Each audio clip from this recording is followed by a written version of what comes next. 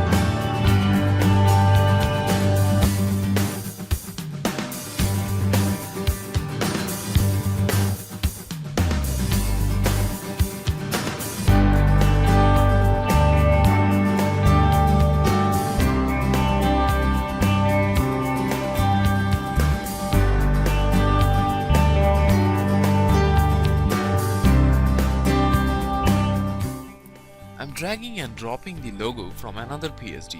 I'll use the logo text beside the icon. That's a good thing you can change for designing purpose.